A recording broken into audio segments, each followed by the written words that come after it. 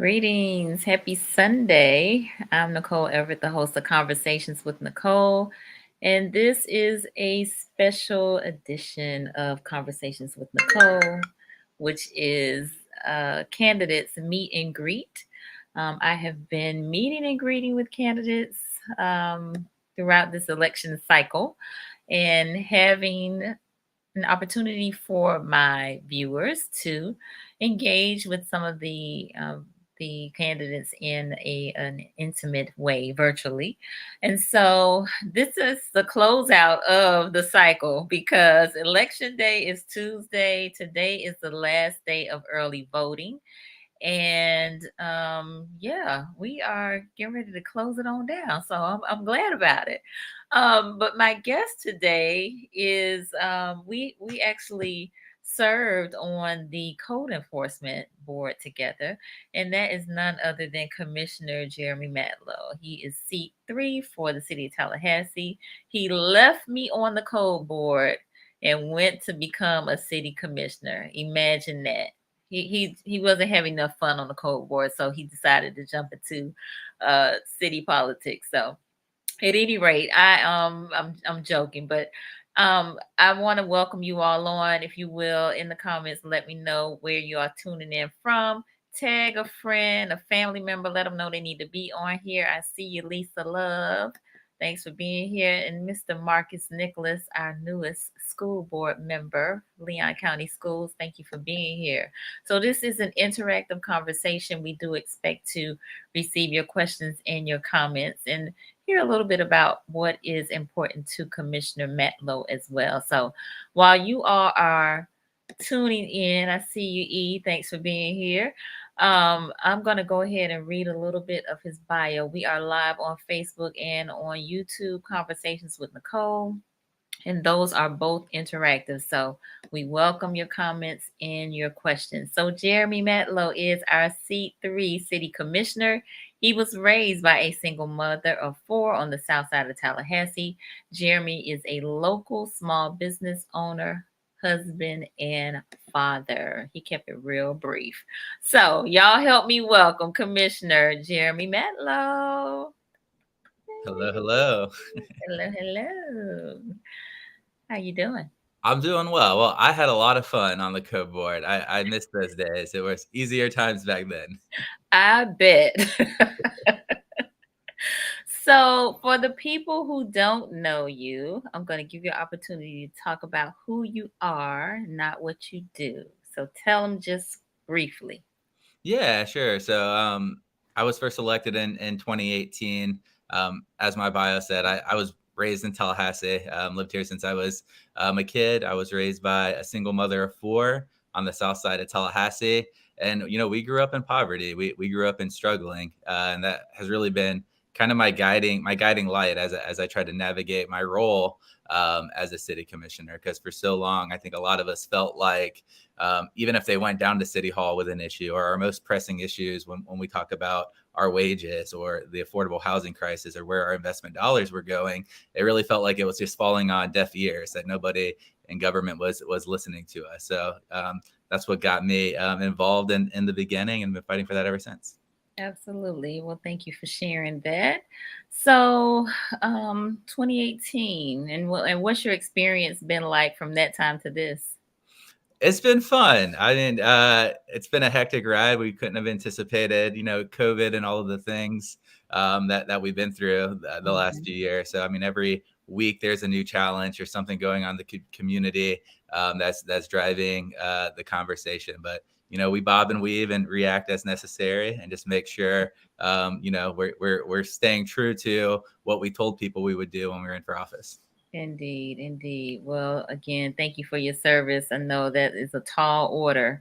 I'm sure, maybe your thoughts about what it would be like to be a city commissioner doesn't exactly line up with what it actually is. So, but you've, navigated it and now you're here for a second term. So, wishing you all the best. All right. So let's jump in. Let's jump in. So one of the things that the issues that you are passionate about is housing costs. So give us your thoughts on, housing, especially affordable housing, and what you believe some of the solutions might be that the city can get involved in.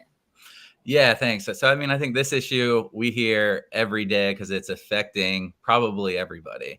And we talk about affordable housing. It's not just the cost to buy a house. It's, we're seeing crazy rent increases. Some people are having their rent increase 20 to 30%.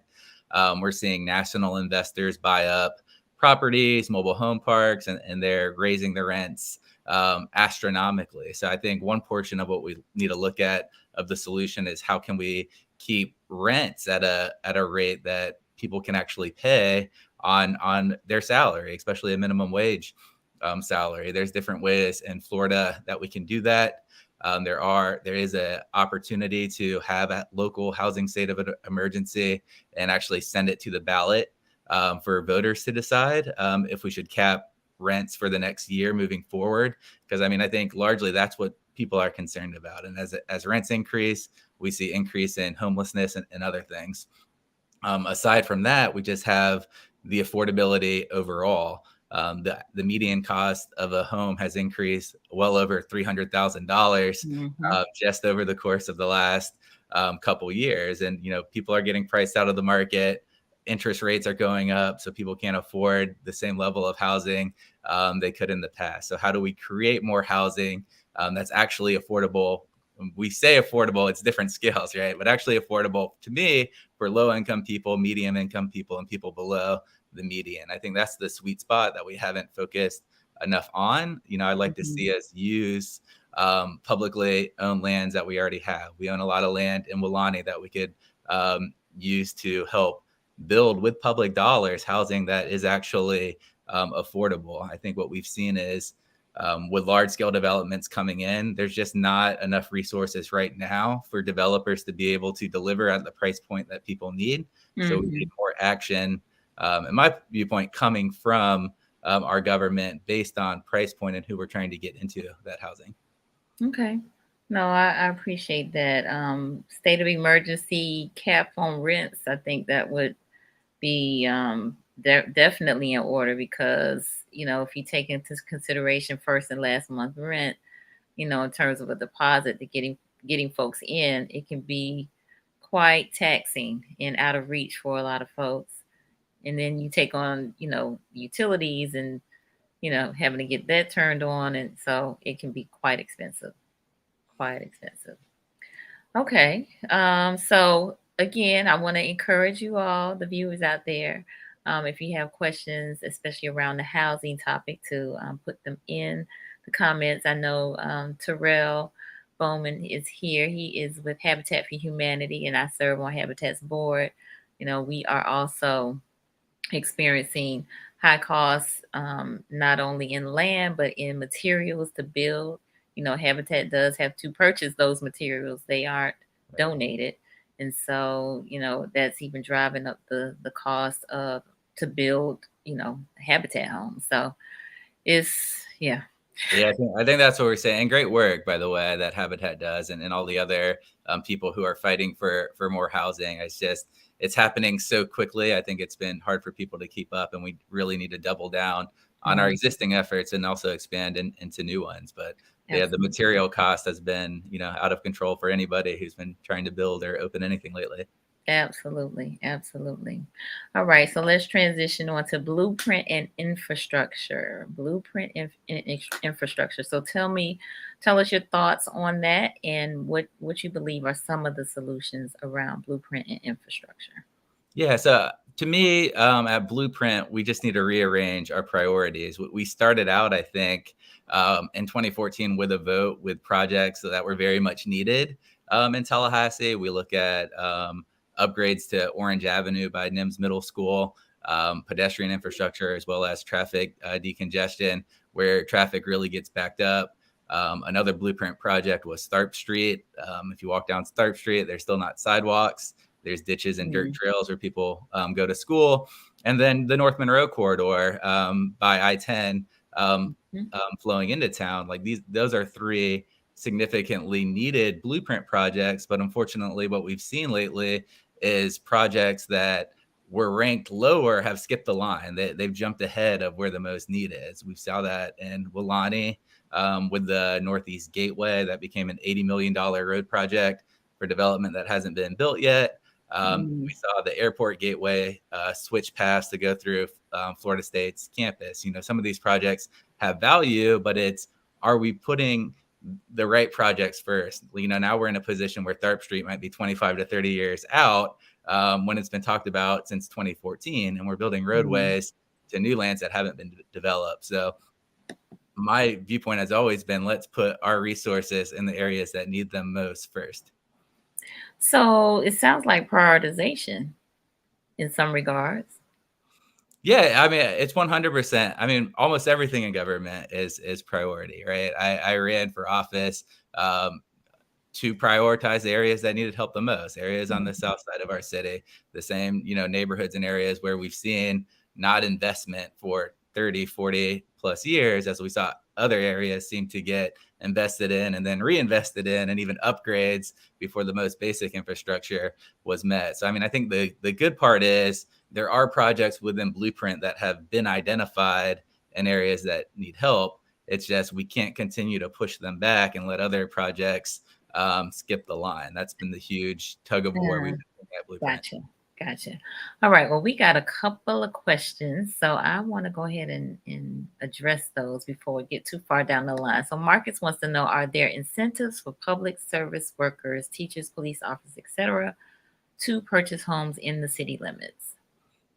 Hey, so this is actually something we brought up last year at the City Commission to see what we could do legally to incentivize exactly what you're talking about, public service officers and works. We've had the city attorney's office do some research on how we could line those up. You have to make sure you're not discriminating first and foremost on those types of programs. So that's kind of where our heads are, but that is something we're actively exploring at the city right now, and our housing staff as well has looked in and provided some ideas. So I think we'll be seeing that in the next year. So I will add that the state, via Florida Housing Finance Corporation, has had some incentivized or some housing programs specifically for essential workers, if you will.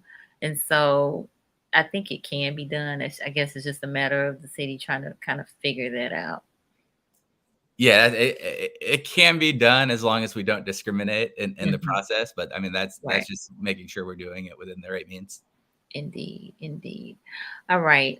We have Miss Rita Brown of Brownsville Preparatory, and she wants to know, what do you think the city can do to make quality childcare on the South Side more available, specifically helping centers to be able to afford salaries in a market where you cannot charge rates to be able to get quality salaries? Yeah, I think that's a great question. And I think when we look at a map, I know when I decided to put my kids in childcare and you look at a map, you see areas that have a huge need for more facilities. I mean, it's night and day. What can the city do to help that? I mean, I think we can look at the private sector childcare centers and look at our economic development dollars and see how we can encourage those. So we have different sectors right now that we're encouraging in magnetics and healthcare. I think childcare would be a worthy advocate to add to that list, so we can actually have public dollars available to assist in these types of centers. That again goes back to priorities. We'll probably talk about Doak Campbell Stadium later, but it all adds up, right? There's so much need in our community and so much cool things we can be doing with so much money that is available to our government. I think childcare, I mean, it's so crucial when we talk about, job creation and economic development. How many people aren't even going to work because of the high cost of childcare? My sister and her husband right now are deciding, they're having their second child, and they're deciding if one of them should stay at home. Is it even worth going to work and paying the double cost of childcare? So that's something we definitely need to tackle and lean into. Okay, very good. What are your thoughts about the Children's Services Council?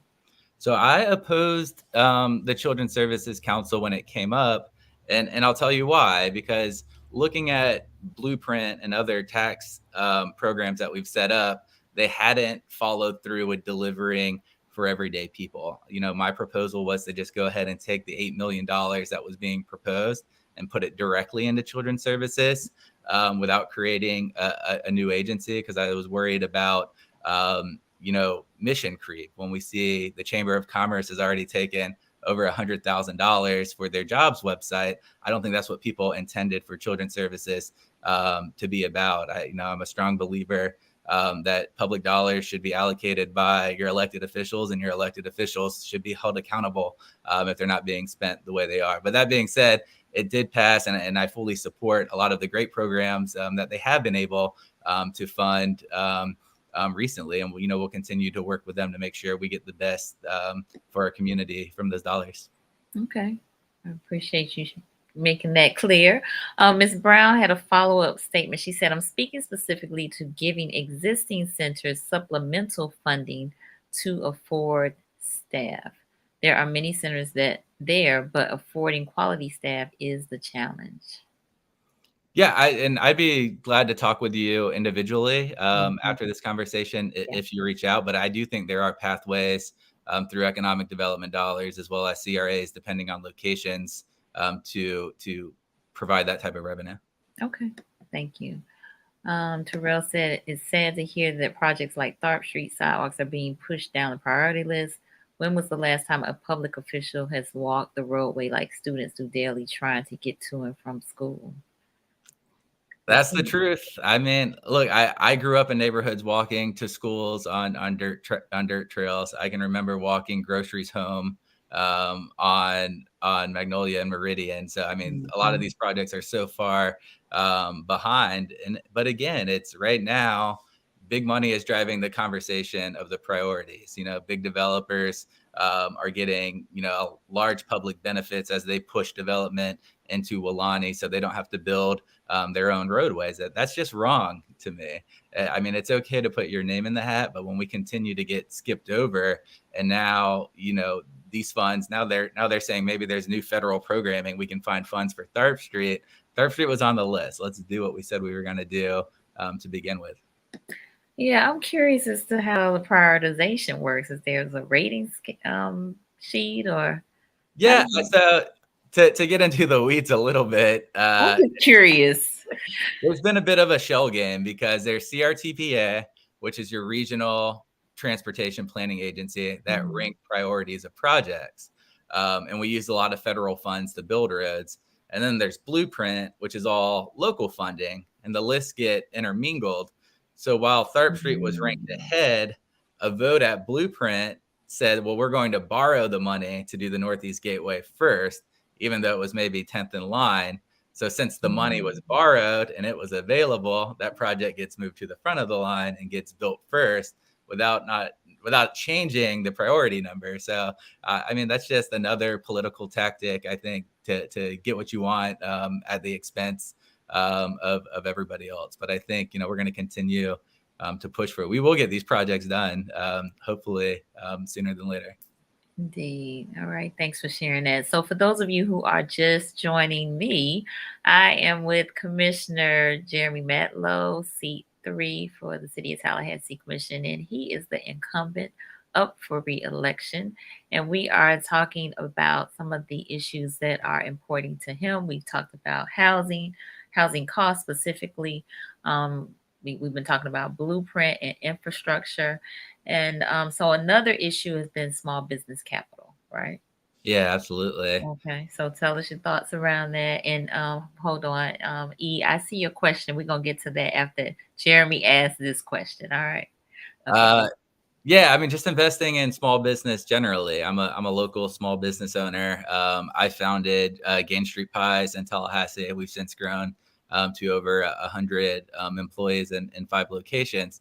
But when I started our business, I had a low credit score. I didn't have a whole lot of money in the bank, and we ran out of funding twice. We did crowdsourcing campaigns, ran out of money again. And fortunately at the time, the CRA had a small low interest loan program that didn't have the same requirements that maybe a traditional bank would have. And too often when people are trying to start a business, if you don't already have a lot of money or you don't already have a successful track record, it's hard to even get capital to start a business. So how are people ever supposed to really get ahead if they can't even get the money to get started? So I think this is where we look at our economic development dollars and really put them to work for people. I've been hugely critical of the $27 million that went to Doak Campbell Stadium, because it's not about Doak getting money. It's just that everybody knows that's $1 billion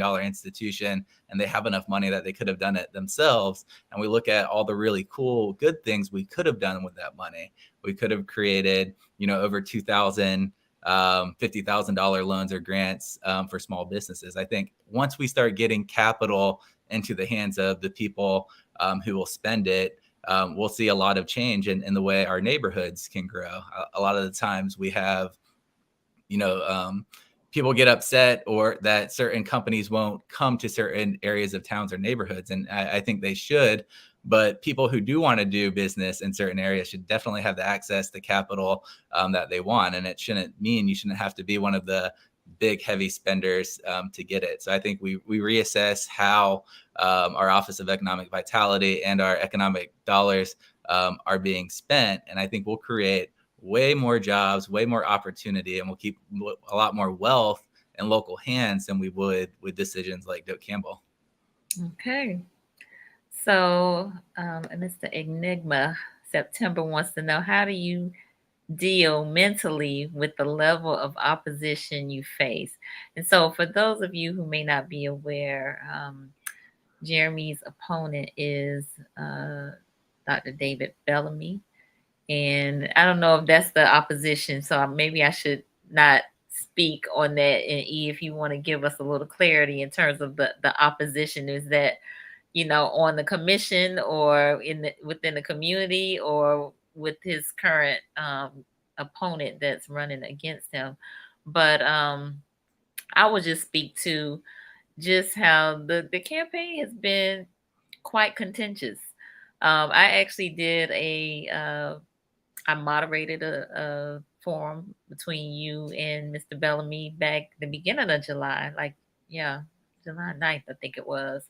And it was okay, but you could feel the tension. You could definitely feel the tension. So, I'm curious. All right. So he said with the campaigns too, I want you to answer his question: is how do you deal with the level of opposition that you face? We just keep pushing forward. I mean, look, we are up against some of the most powerful interests in our city. As you've seen, I mean, they're likely to spend $500,000 against us, mostly on negative campaigning. You've seen it in your mailbox. You've seen it on TV. You've seen it everywhere. But I go back to the reason why they're spending that much money. And the reason why is because they're scared. They see if we continue to win, we're going to change the way resources are spent in our city. And to a lot of wealthy people who trace back to old Tallahassee families, we talk about the Good Old Boy Network. We talk about the old plantation owners that have been pushing policies. They feel power slipping away and going into the hands of everyday people. So I spend a lot of my time just knocking on doors and making phone calls to people outside of that world. And that's really how I survive mentally, is because I hear all of the people who are with us in the fight. I hear all of the people who know we're doing the right thing for our community. So at the end of the night, that's what I think about. And that's how I sleep very well at night. I think really the burden from my perspective is more really on my family, because they're not, they get dragged into it anyway, and they have to see it all also. So, I mean, that's something to try to balance with what we're doing. But we're going to keep doing what we're doing, and we're going to be okay. But I appreciate the question. All right. We got Dr. Bruce Strobel on here. He said, what lessons can you take from your first term and apply going forward in your next term? Yeah, I mean, I go back to some of our biggest decisions and the power of just organizing people and having them speak out for issues that matter to them. Whether that was the relocation of the police station, to passing the clean energy plan, a lot of other big projects, we're really community driven. Like the best ideas start in the community with somebody saying, I want to see this happen. And then just getting a critical mass to show up, talk to different commissioners, to email them, to make phone calls. Sometimes it feels like a lot of big decisions we lose on, but let's not forget about the big decisions that we actually won on because people got together and push forward. So, I mean, that's one lesson to take forward. But I mean, just keep pushing, if you're fighting for what's right and making Tallahassee better, just keep pushing forward. Okay. All right. Very good. So we've talked about housing. We talked about blueprint and infrastructure. We talked about small business capital. I am curious because I work in the mental health space, what your thoughts are around mental health and wellness and the city's role and responsibility as it relates to that. I mean, I know the city currently is actually sorry about that, providing free counseling in the community to city residents at 3 of the community centers here, up to 3 1-hour sessions, and also has a crisis response team with TPD. But is there more that could be done, in your opinion? And if so, what does that more look like? Yeah, I think there is. I was talking to a woman yesterday whose son was bipolar and had some experiences with the team's response team, and she gave from her experience the ways that team wasn't able to serve their family properly. When we're still having mental health calls that end in arrests, I think that's concerning. My brother's a schizophrenic. He bounces between California, Texas, here. In and out of homelessness, in and out of jail. So, it's very personal to our family to provide the amount of resources. And I think our biggest hurdle is when people are in a crisis, the response that's available in the moment. Because too often the centers we have now can't immediately respond or can't immediately help somebody get put back on medication. And when we look at that as an issue, if you're a family that's dealing with it, it has to happen then, kind of in that moment, before things really start to deteriorate. I mean, if you miss a day or 2 days or a week, I mean, that could be a year gone, where somebody spins out of control. So I think we're trying, right? That's why you see these new programs like teams. We're trying with these new counseling programs. But I do think we need to find a solution to where we can get to when you get the call at teams, when you get the call for emergency care, we're getting the individual to the care quickly within 24 hours. And I think if we can do that, then we can really start addressing the long term, because too often, it'll be the same person week after week or month after month, stuck in the cycle and stuck in the system. I do. We put money into nonprofits that work with this. I'm a firm believer that things like mental illness, homelessness are community-wide problems, and the city government has a responsibility to help solve them. Okay. Well, thank you for sharing that as well.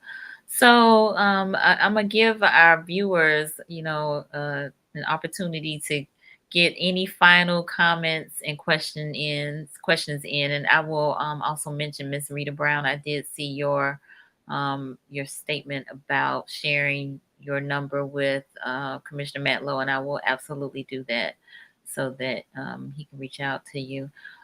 So if you will, Commissioner Matlow, let us know what your needs are as it relates to this campaign and how folks can connect with you. So I need you to vote. Today's the last day of early voting. Polls are open until 6:00.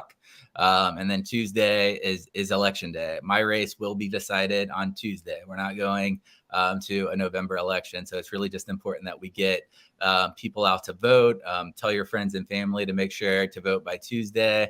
If you want to volunteer to help us talk to voters, we're making phone calls, knocking doors every day until 7:00 on Tuesday. You can sign up at jeremymatlow.com. But I'm just thankful to have this opportunity to be on your platform, talk to your listeners, and engage, because I think everybody working together, getting their friends out to vote, and all fighting for a common vision is how we make Tallahassee better. Thank you. You're welcome. Absolutely. So we actually do have another question. Well, let me see. Shaq said she's on her way to the polls right now. All So right. yes, vote, vote, vote. That's the most important thing is that you vote. So we have Michael Cork, my friend, who is host of the Hallelujah Morning Show on 95.3 FM here in Tallahassee. He says, now that the 27 million has been given to dope, what plans are in place to at least assure public access to facilities or to benefit? Yeah, I mean, Florida State has expressed some desire to have a little more public access. We'll see. I mean, unfortunately, at the end of the day, a contract is a contract, and once dollars are spent, if it's not in the contract, it's hard to hold anyone accountable. But I think the bigger question to me is what's going to happen with the next 20 million? What's going to happen with the next $27 million project? Is it going to go to help our communities, or is it going to go to people who always seem to get their way at the top? So I understand the DOC issue. I had very strong feelings against it. I think we can try to work with Florida State to make sure we get the best deal we can for the taxpayers, but we also have to be looking to the future. Blueprint is $1 billion agency. The city government has nearly $1 billion annual budget. So how we make decisions for future dollars is just as important to me. Great response. I'm curious. I've been hearing folks talk about, FSU offering some scholarships or free classes to the community, and there being some other public access. So, we'll see. I guess we'll see what that looks like, right? Yeah, we'll see. I mean, hopefully we're all, willing partners to do, what's best. So time will tell. Indeed. All right. Last call. Any other? Oh, okay. I see Terrell has a question up, so let me get that. Folks are saying, let me see, Jeremy. Let's see, turnout is higher than anticipated, 31,000 through Saturday. That's great. That's great. All right. And E said, Jeremy got my vote Friday. All right. Terrell said, as a business owner, what do you see the challenge to find and retain qualified employees? What is the city doing to foster workforce development to ensure business can survive in the community? Yeah, I mean, that's a huge challenge, I think, for everyone. We have, a lot of open jobs in our community and not as many job seekers. We deal with it every day through our various businesses and managers that are facing it, trying to think creatively to incentivize people to come in and work for us, whether it's a wage structure, a schedule structure, or other benefits that we can add personally as employers. And then I think what Tallahassee is facing, we have Amazon coming to town that will create 1,000 new jobs. I imagine the market in certain sectors is only going to get tighter. So then it's looking at our economic vitality dollars once again, as well as city dollars for that workforce development piece, and making sure we have people who are trained and ready to go into the jobs that we have available. Because in a lot of industries, there are job openings that people don't have the credentials, and it's using city programs that are connecting with people straight out of high school, even in trades, to make sure we're lining up people to go into the workforce effectively. And then, as I kind of said earlier, it's making sure we're looking after our small local startups and making sure they have the resources they need, and we're not encouraging competition that puts them out of business. So there's not an easy answer to that question at all, because I think it's a struggle for every business across our community right now. But I definitely know exactly where it's coming from, and we'll keep trying our best. Okay, very good. All right. Well, I have enjoyed this conversation. Is anything else that you wish to say, Jeremy, before we close out? No, this has been great. Thanks for having me. Thanks for everybody for the great questions, and I'm ready to go win. Let's go do this. All right, very good. Well, thank you again for your time. I will announce that starting tomorrow, I will be on Michael Cork and Friends at 8:45 doing a mindful moment on Mondays. So definitely tune in to 95.3. And then Conversations with Nicole season 11 will be starting on this coming Friday. And so please tune in to that on YouTube and on Greater Works Network on Roku. Again, all the best to you, Commissioner Matlow. Thank you to our viewers, and we will see y'all next time. Bye. Thanks.